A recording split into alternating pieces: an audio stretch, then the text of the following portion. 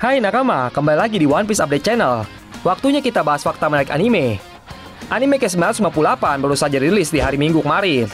Judul episodenya Pertarungan Legendaris. Garp dan Roger. Nonton sampai habis ya nakama. Oke baiklah, tanpa berlama-lama lagi, langsung kita bahas. Jujur saja, episode ke-958 ini bagus dan sangat admin tunggu-tunggu. Akan tetapi, admin sedikit kecewa karena flashback dari episode yang lalu cukup banyak memakan durasi episode ke-958 ini. Kalau tidak salah, ada sekitar 5 menitan flashback itu berlangsung. Untungnya, hype dari cerita Sengoku tentang God Valley serta aksi kambingnya Sengoku yang cukup menarik perhatian admin cukup untuk menutupi kekecewaan admin. Apalagi beberapa kali itu, kambing mencuri perhatian dengan menutupi muka Sengoku yang lagi serius cerita. Memang kambing tidak berakhlak, tapi gemes ya nakama. Oke, sekarang kita langsung masuk ke faktanya. Fakta yang pertama, Sword benar-benar divisi khusus Angkatan Laut. Oke, beberapa nakama teoritis One Piece beranggapan kalau Sword itu adalah sebuah organisasi khusus yang dibuat oleh beberapa orang penting Angkatan Laut saja. Namun setelah menonton anime episode kali ini, admin yakin kalau Sword adalah bagian dari Angkatan Laut. Akan tetapi, hanya perwira elit sajalah yang mengetahui adanya kelompok ini. Saat Brand New membeberkan kalau Yonko Kaido dan Yonko Big Mom beraliansi, disitulah bukti kalau SWORD adalah kelompok khusus yang resmi dibuat Angkatan Laut.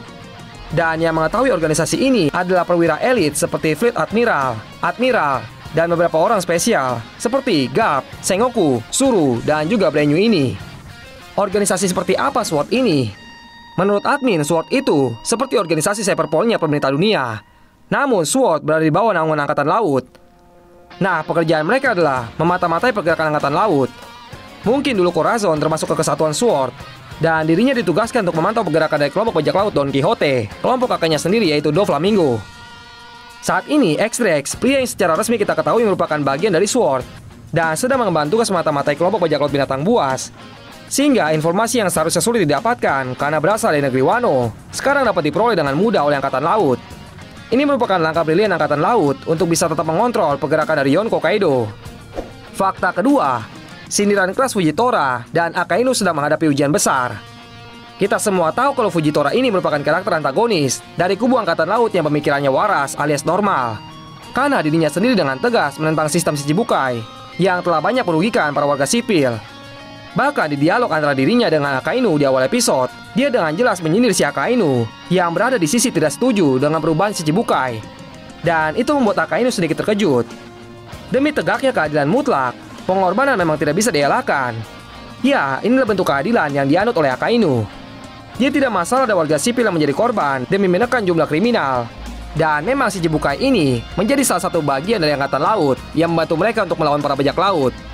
Akan tetapi kenyataannya, Shichibukai sendiri sering menyalahgunakan privilege-nya dan membuat masalah dengan menyakiti para warga sipil.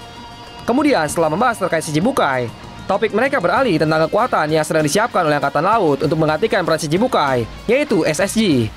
Sayangnya tidak ada yang dibahas lebih lanjut dari si SSG ini. Yang terakhir, Akainu tampaknya pusing karena keadaan dunia saat ini benar-benar ujian pertama di tengah jabatannya sebagai Fleet Admiral. Angkatan Laut yang merupakan ujung tombak pemerintah dunia dalam melawan para penjahat, kekuatannya sedang berkurang dan terbagi-bagi. Akainu pun sadar kalau kekuatan tempur Angkatan Laut saat ini tengah terbagi-bagi. Lalu Akainu sebagai pemimpin Angkatan Laut harus bisa mengatur strategi yang tepat agar Angkatan Laut mampu mengendalikan keadaan. Fakta ketiga, legenda bajak laut Rocks. Oke, admin sangat suka bagian ini. Sengoku, seorang perwira senior Angkatan Laut, sedang bercerita tentang sebuah kisah legenda yang tidak diketahui oleh banyak orang di era saat ini, yaitu pertempuran di God Valley. Seperti seorang kakek yang sedang bercerita kepada cucunya, para perwira pun dengan serius mendengarkan ceritanya. Bajak laut Rocks adalah kelompok bajak laut yang diisi oleh orang-orang kuat, yaitu Rock D. Zebek sebagai kaptennya, Edward Newgate Shirohige, Charlotte Lin, dan Kaido. Lalu seiring berjalannya waktu, kelompok mereka bertambah besar dan banyak orang-orang kuat muncul dari kelompok tersebut. Kelompok ini dulunya terbentuk di sebuah pulau bajak laut yang bernama Hachinosu. Kapten mereka, Rock D. Zebek, sangat berambisi untuk menjadi raja dunia. Ya, raja dunia. Ambisi yang ingin menguasai seluruh dunia. Sangat berbeda dengan Roger dan Luffy yang berambisi untuk menjadi raja bajak laut. Untungnya ambisi si Rock ini tidak menurun ke anak buahnya. Oke, fakta lain dari kelompok bajak laut Rocks. Mantan anggotanya saling membenci satu sama lain. Nah, ini sebenarnya agak bertentangan dengan fakta yang baru terungkap di chapter ke-999. yang dimana Big Mom bilang kalau dirinya menganggap Kaido seperti adiknya sendiri. Dan saat di God Valley, ia memberikan Kaido buah iblis yang bisa merubahnya menjadi naga seperti sekarang. Ups, maaf ya, admin sedikit spoiler. Oke, lanjut lagi. Bajak laut Rocks dicap sebagai kelompok teroris oleh pemerintah dunia karena banyak kerusakan yang mereka buat. Lalu sampai akhirnya tibalah waktunya, seakan-akan semuanya telah ditakdirkan sebuah insiden besar yang terjadi di God Valley. Hari di mana kelompok bajak laut terkuat hancur. Monkey D. Garp dan Goldie Roger penyebab utama dari kehancuran kelompok bajak laut Rocks. Angkatan Laut dan pemerintah dunia memberi perhatian khusus kepada kelompok ini dikarenakan ambisi dari kaptennya. Monkey D. Garp yang merupakan perwira Angkatan Laut yang menjabat sebagai Vice Admiral merupakan pahlawan kemenangan bagi pemerintah dunia. Garp mendapatkan promosi jabatan, akan tetapi ia menolaknya. Alasannya karena Garp tidak suka dan tidak ingin menjadi bawahannya Tenryubito. Dan dirinya juga menganggap kalau keberhasilannya mengalahkan bajak laut Rocks tidak sempurna karena ia dibantu oleh Goldie Roger. Menurut Sengoku, Garp tidak suka membahas kejadian ini. Makanya riwayat tentang bajak laut Rocks tidak terdengar oleh banyak orang di masa sekarang. Dengan aliansi yang dibentuk oleh Kaido dan Big Mom, Angkatan Laut sangat khawatir kalau nantinya teror dari bajak laut Rocks kembali terulang. Apalagi kekuatan Kaido dan Big Mom sudah jauh berkembang dari 38 tahun yang lalu. Dan tidak ada sosok Garp di era saat ini. Fakta keempat, bounty para Yonko dan bajak laut legendaris. Pertama, dimulai dari Yonko yang baru saja mendapatkan gelarnya setahun lalu, Martial Litige.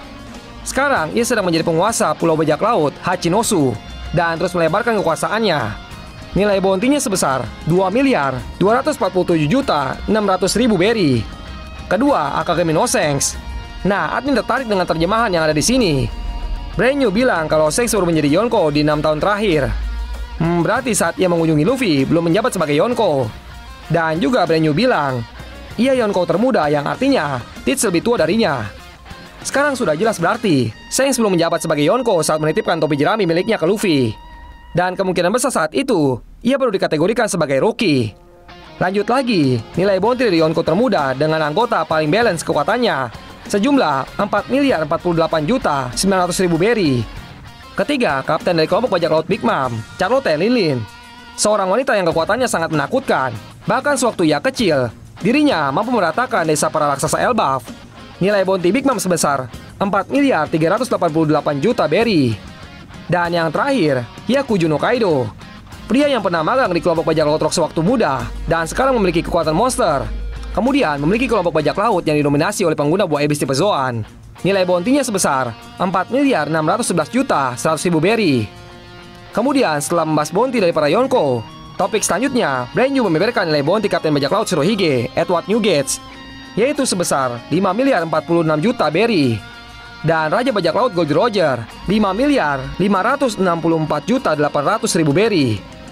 Sejauh ini belum ada yang diberitahukan nilai bounty-nya lebih dari Goldie Roger. Dan yang menarik di sini, sebenarnya acara kumpul-kumpul Angkatan Laut ini untuk membahas nilai bounty para Shichibukai. Nah, admin kira bakal sedikit kelihatan nilainya. Ternyata tidak sama sekali. Selain itu, ada detail baru yang menarik perhatian admin. Meskipun nilai bounty dari Kaido sekarang sudah hampir 5 miliar, tapi ia tidak disebut sebagai pemilik bounty tertinggi di era saat ini. Kemudian, Brand New tidak memberitahu nilai bounty dari Rock Lee Zebel, padahal ia merupakan penjahat legendaris dan pernah mengancam keseimbangan dunia. Nah, apakah ini artinya bounty si Rock ini lebih besar dari Roger? Kalau menurut admin, jawabannya ia lebih besar. Mengingat fakta kalau semakin banyak dampak kerusakan yang diberikan oleh seseorang terhadap dunia, maka semakin tinggi nilai bounty-nya. Seperti Eota's Kid yang nilai bounty-nya lebih tinggi daripada Luffy saat sebelum time skip. Itu semua karena ia banyak menyebabkan kehancuran. Nah, untuk yang Kaido, kenapa Brand New tidak menyebut dirinya sebagai pemilik bounty tertinggi? Kemungkinannya karena Monkey D. Dragon lah pemilik nilai bounty tertinggi saat ini. Alasannya karena yang admin bilang tadi, ia lebih banyak membuat kekacauan dan berdampak terhadap kestabilan kekuasaan pemerintah dunia. Jadi, tinggal kita tunggu.